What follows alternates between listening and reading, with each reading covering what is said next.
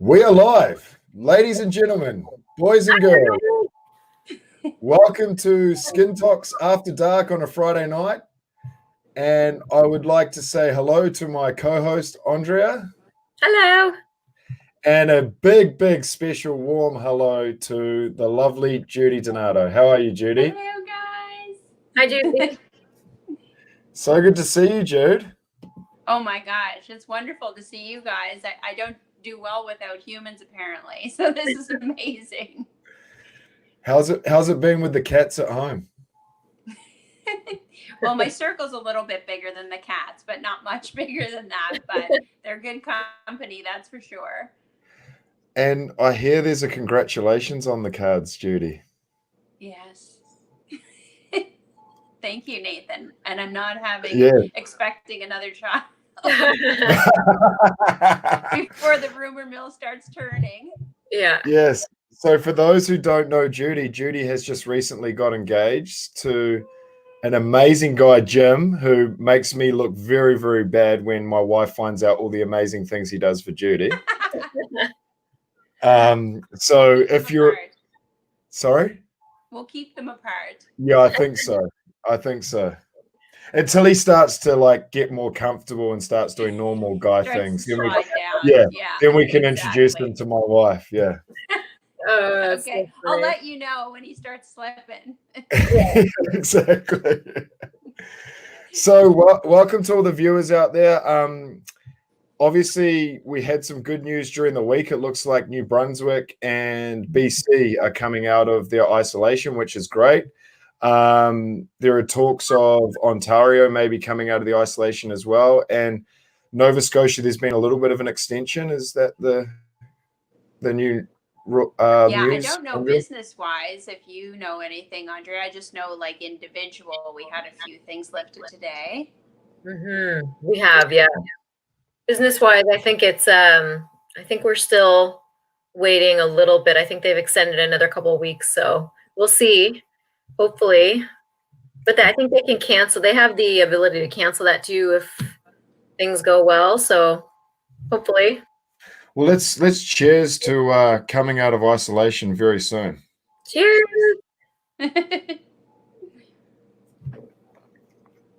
So I won't talk too much more. I'll pass on to Andrea, but just before I do, it's great to have Judy on because she is really the face of this industry, isn't she? Really, from a business development side of things. If you work in this industry, you know who Judy Donato is, and she's just a breath of fresh air wherever the clinic she's in, and it's lovely to have her on the show. So I'll pass things on to Andrea, and Andrea can start the questions for tonight. Thank you so much. And Judy, thank you so much for being on the show. Congratulations with your engagement. That's so fantastic. So I'm going to jump right into it. So Judy, we've known each other for a little while now. So just kind of let our viewers know how long you've been in the aesthetic industry and give us a little bit of background, like what that's looked like for you over the years. So sometimes I can't believe it because time seems to fly by so quickly, but it's actually been 5 years that I've been in the business in different capacities. So I started with being a representative for the injectables with Juvederm and Botox, and then transitioned almost 2 years ago now into skincare with Vivier. So I've been very blessed to be able to visit all the clinics in Atlantic Canada and beyond for 5 years now. So I feel like being in all those environments every day has given me a broad insight into the aesthetic community as such.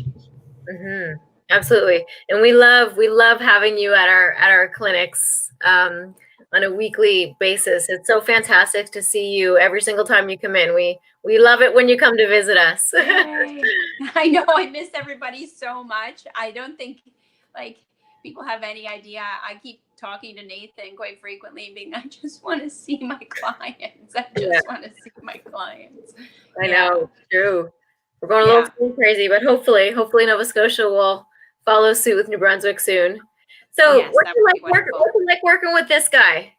This guy. My ears? No, don't plug your ears. I think the outfit says it all, but Yeah. I can elaborate more than that. But honestly, I've known Nathan a lot of years because before we had the opportunity to work together, we were in the same clinics, but he was the representative of Vivier and I was the representative at Allergan. And right away, I just adored the guy. I mean, he's helping me set my things up. He's carrying all these trays for me. I'm like, you don't have to do that. So he's just like you said, I was a breath of fresh air. Like I would find when Nathan came in the room, it's like everybody turned, Nathan's here. You know, it just has a beautiful energy, a kindness. And I always feel like even before we were colleagues, like, you know, he's the kind of guy that has your back, like your best interests at heart.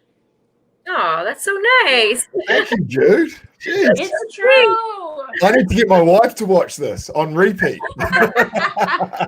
Maybe it might get me out a few of the dog boxes that I'm in right now. Oh, God. That's the other thing about working with Nathan, his little New Zealand saying, like the dog box. The dog box. I know. Like, what is that?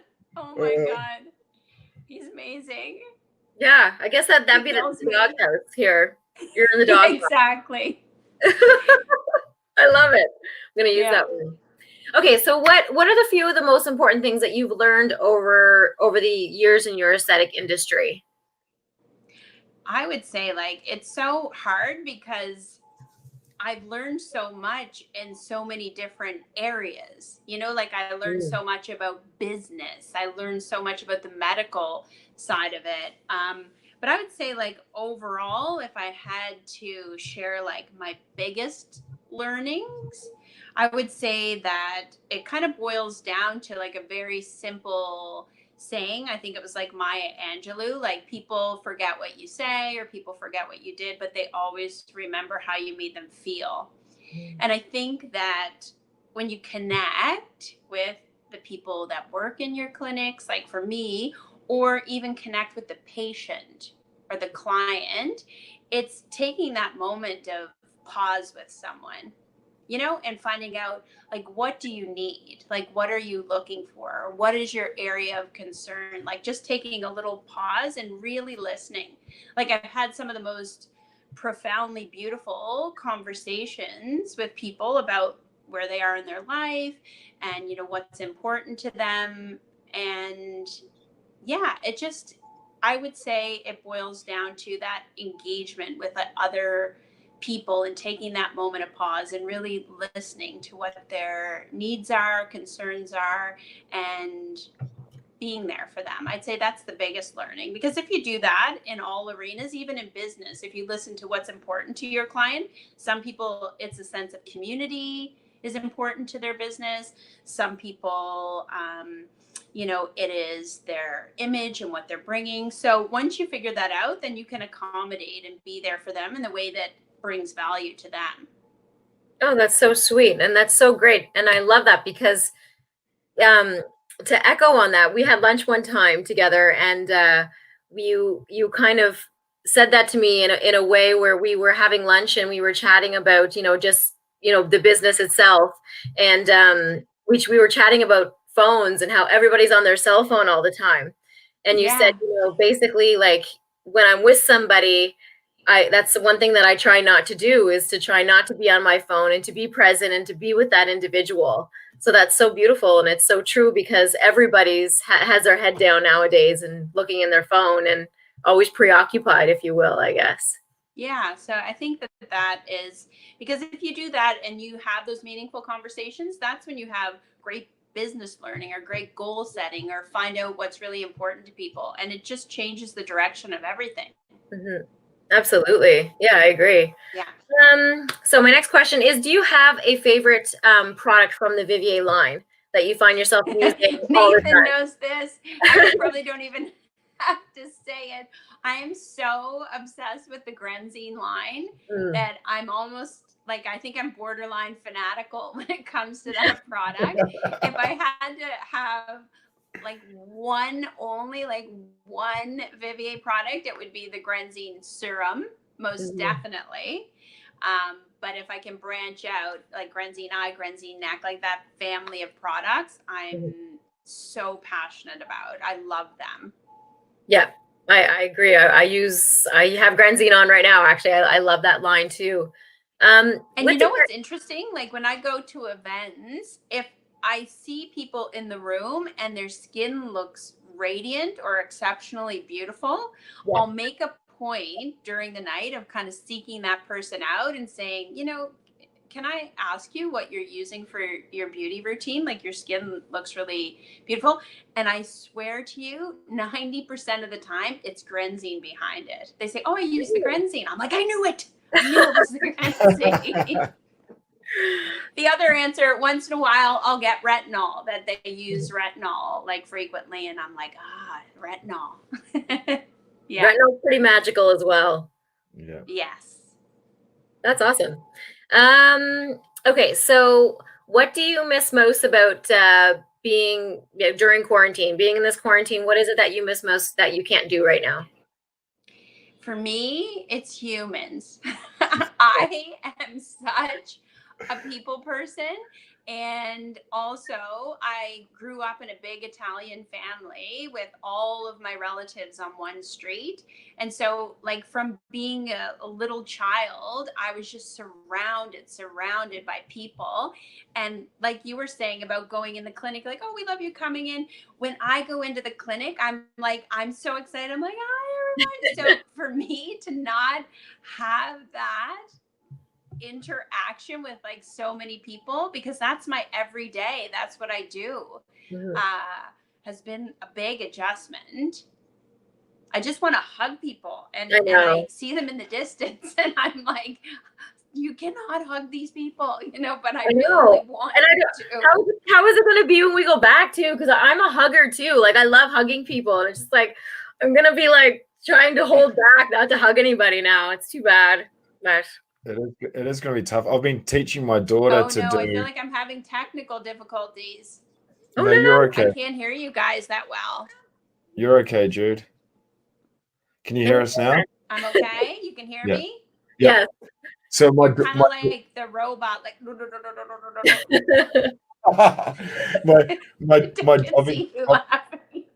I can't hear you laughing, but I can see you laughing. Oh no! Oh no! Not this again. I can hear our nose. Try again. No, not again. Not again. Not again. I've been teaching my daughter to do the virtual hugs. Can you hear us now, Jude? I heard virtual hug. Okay. Okay, so I'm going to ask you some questions now, Judy, if you can hear me. I can hear you a little bit, so I'll just like stick my ear in the camera. I'm sure that'll help. So, you have such a personality, like a radiant personality, that everyone sort of flocks to you or draws to you in the room. I want to know what draws you to this industry, because you're probably the most passionate person I know about medical aesthetics. So tell us what draws you to this industry. Okay. I think I got the gist of it. You guys can hear me perfectly fine though, right? Yeah. Okay. So to be honest, in the beginning, when I came to aesthetics, it was, you know, unlike, I know, Andrea, that this was something you really wanted to do and you really looked into it and seeked out an opportunity. For me, kind of like a lot of things in my life, I stumbled into it.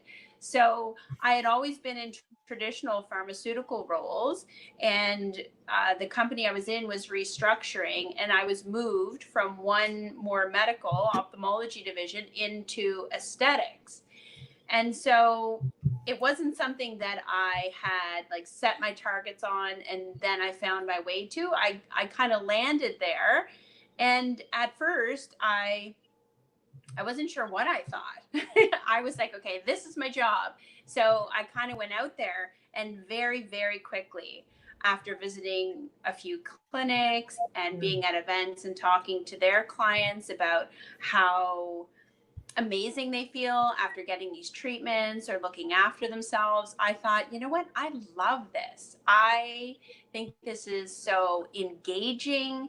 It's fun. It's you're always learning. like there's so much to learn. You could learn for a lifetime and not know all the things. And I find that really intriguing and engaging. So now 5 years in, I feel blessed. Sometimes I kind of pinch myself. I'm like, really? Like I get to be the representative for this beautiful skincare line, work for a family company, have incredible colleagues, and I love the clinics that I visit and their clients. And I just think, yeah, I'm very blessed and I love everything about it. My cat's tail is knocking this out. Oh my God. I love it. Oh my God. It didn't happen, but a cat tail almost took us out. Yeah. It couldn't be a Judy Donato podcast without a cat getting in the way. Yeah. Without a cat getting in the way. Yeah. I know, I was kind of a self-proclaimed cat lady for a little window of time there. Yeah. And then Jim came along and there were no more photos of the cats. The cats do love them though, so it's a good sign. Oh, that is good. Yeah. Yeah. So talk to us about the industry, Judy. I'd love to know, because you've been on the injectable side, you've obviously been on the skincare, and when you're on the injectable side and the skincare, you see a lot of the lasers and what they can do as well. But in your opinion, what's the most fascinating procedure in the industry, and why? Yeah, I mean, I find so much of it just, like you said, fascinating. Like it's so engaging and interesting. I could sit there for hours and watch like people receiving treatments. But I would say of everything that I've seen, I find for me, the filler is just incredible because you see someone come in, they'll have a concern, whether it be like, they'll say, my tear trough area, I find I look so tired, or I find like my jaw's starting to sag and I feel like self-conscious or whatever it might be. And the syringe comes out, the treatment starts to happen, you start to see this lift. Mm-hmm. And when they pull the mirror up like that at an instant, they look and they're like, oh my gosh, wow. Yeah. Because a lot of things like lasers or Botox, other types of surgeries, you have to wait. Like you have to wait a week, you have to wait 2 weeks. Some treatments you have to wait a month to see this outcome. It's probably, I'm realizing now, because I'm impatient as well. I'm not a very patient person. I'm thinking if I plant the seed, I'm like staring at it. Why isn't it coming up? So I think that it's probably that, because with the filler, people go in, and I mean, you must see this so much, Andrea, because it's your everyday, that they just see this wow. And what their concern was is just taken care of in that moment. Absolutely. You're so good at this, Judy. You should be on podcasts all the time. What? You're so good at this. You're like,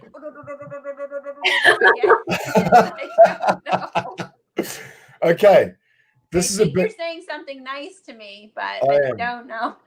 I am. I'm going to assume it. That's another good motto that stuck with me from a training that I did is always assume positive intent.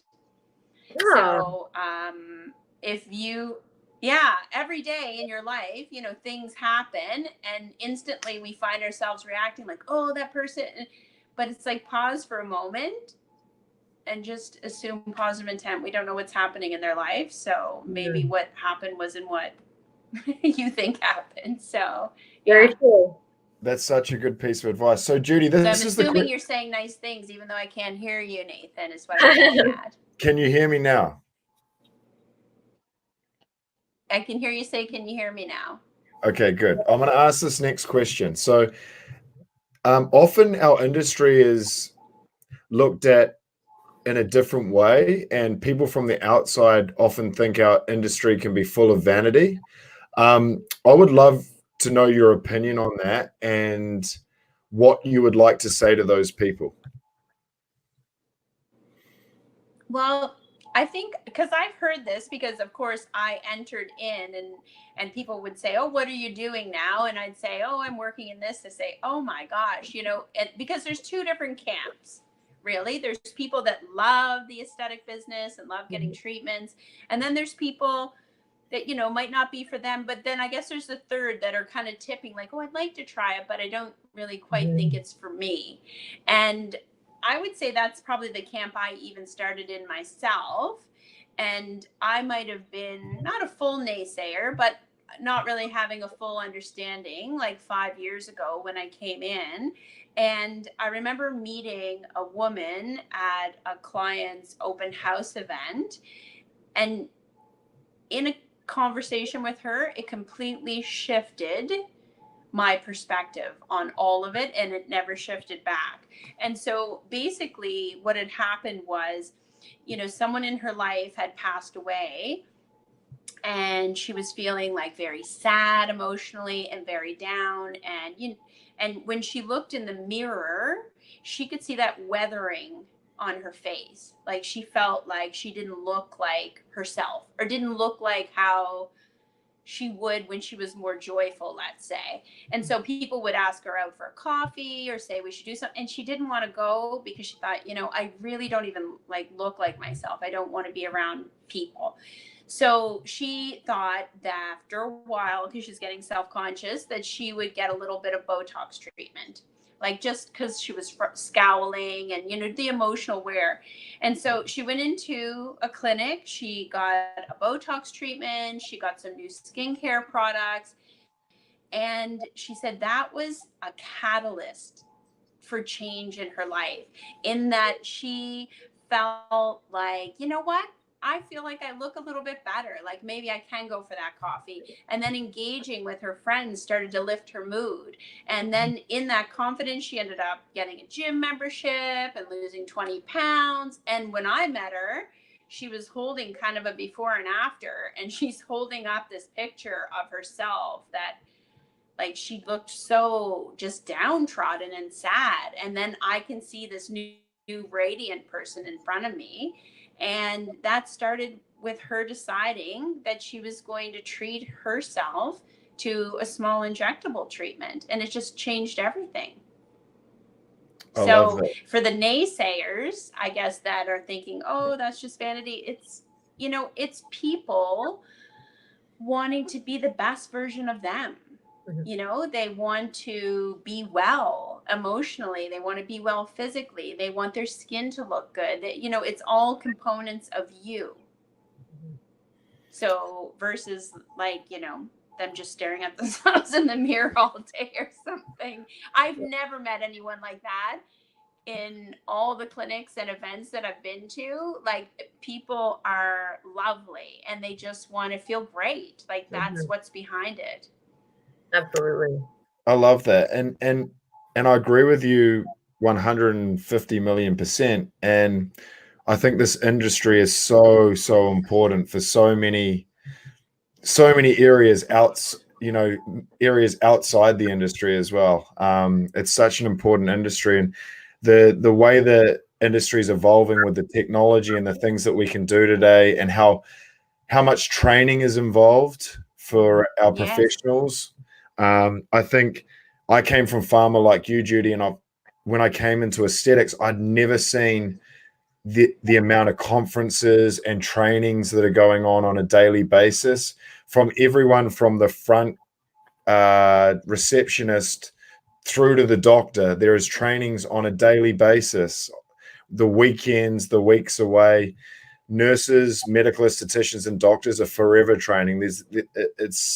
It's such a safe, innovative industry, in my opinion, and it brings so much joy to everyone's face. And I think it's so wonderful to be part of, and I love being part of it, because it is. When you go to these open houses and you see people that you saw 3 months ago, and you see that smile, and they're like, "Thank you so much for recommending that procedure or that product." It's a very rewarding industry, and you couldn't have summed it up any better, Judy. I love it. And that sort of leads me to my next question. And I love it when you say this, because you're so passionate about it. You always talk about your people, and you always say that people find a way of finding their people.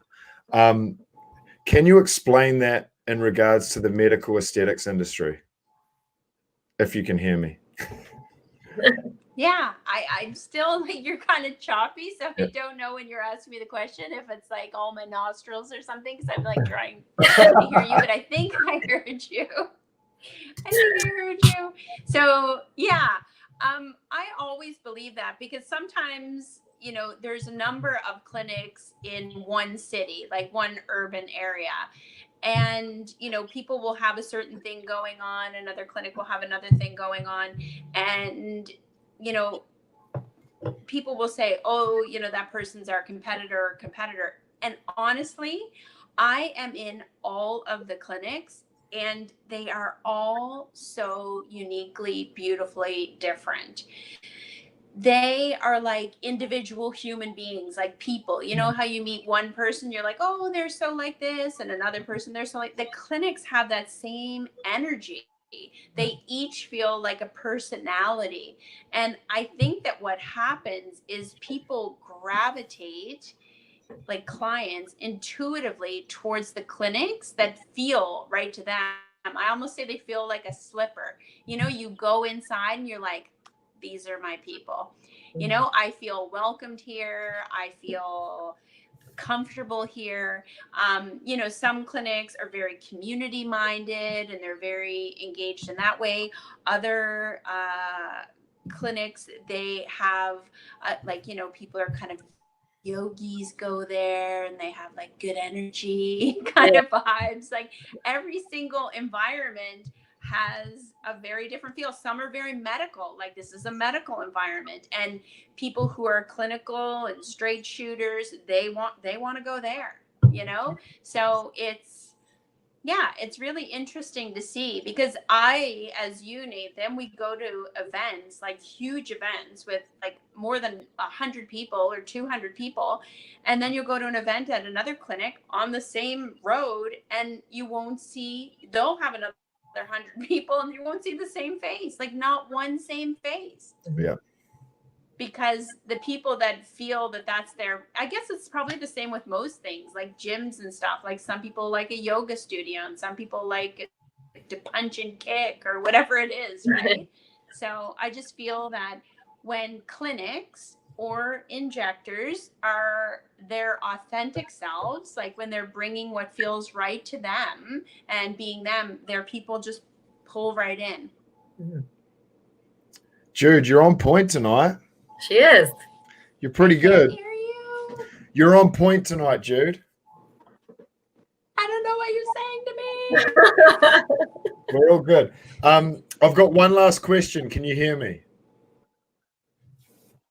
I'll try this. Can she hear us? One last question. Yes. One last question. Can you hear me? No. Okay, I think I can hear you. Okay. I'm good at robot talk now. So Yeah. When this is all over and I come out to Halifax, where are we going to party? You, me, and Andrea. So did you say when this is over and you come out to Halifax? Is that what you said? Where are we going to party? Yeah, you, me, and Andrea. Andrea, where are we partying? Where are we going? Where are we going to go? Where are we going to go? Yeah. Depends on what's open. Yeah, exactly. Yeah, we're going to be limited on what's open. You know me, anywhere near the waterfront. That's right.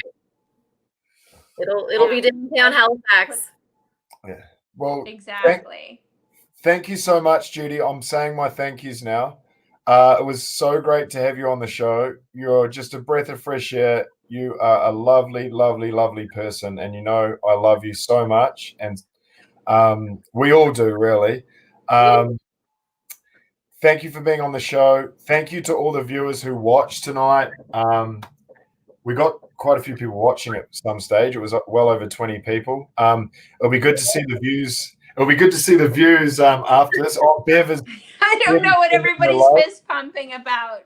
Yeah, as always. And we're next Friday night. We've actually got Dr. Landau's from the Landau Clinic in Newfoundland, and Andrea and I are working on a guest for midweek next week as well. So we will have some more content coming your way. Thank you very much for tuning in. We'll say a cheers to everyone on their Friday night. Cheers. Cheers, guys. Cheers to Judy Thank you, Judy. and everyone. Thanks, Dave. Stay Thank safe, you, everyone. guys. I can't hear you, but Yep. Stay safe, everyone. Keep following the rules. And we're going to be out of this soon. And then we can go back to our wonderful clinics. But other than that, have a great night, everyone. And we'll talk soon.